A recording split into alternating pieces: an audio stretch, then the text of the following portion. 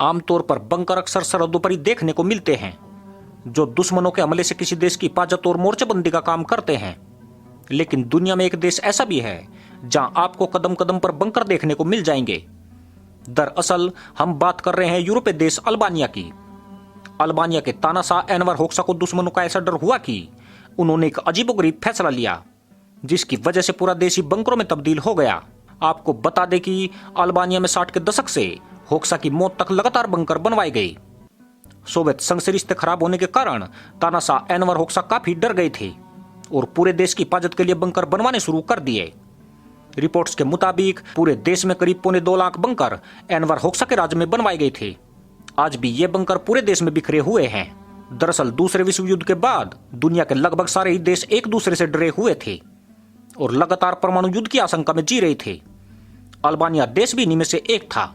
केवल शक की वजह से यहाँ के तानाशाह शासक एनवर होक्सा ने धीरे धीरे अपने मित्र देशों से दूरी बना ली, जिसमें यूगोस्लाविया, सोवियत संघ और चीन भी शामिल थे।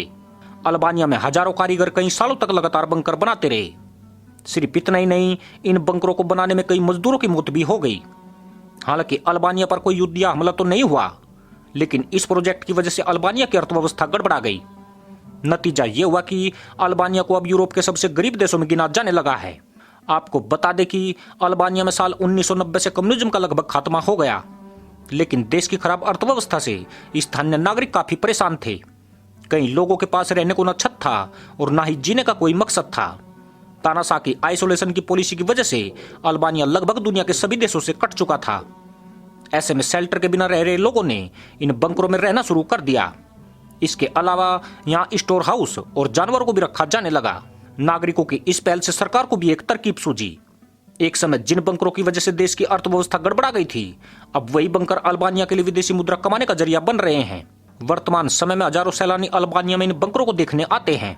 ऐसे में सरकार भी बंकरों को नया रूप देने के लिए नए नए प्रोजेक्ट शुरू कर रही है। इन बंकरों में सैलानियों को ठहरने का प्रबंध भी किया जा रहा है। इसी के साथ अनुमति दोस्तों, जय हिंद।